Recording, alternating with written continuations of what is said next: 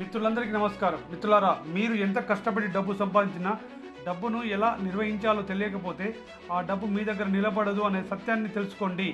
విజయం సాధించాలంటే కేవలం ఎక్కువ డబ్బు సంపాదించడం సరిపోదండి. ఫైనాన్షియల్ ఎడ్యుకేషన్ చాలా అవసరమని తెలుసుకోండి.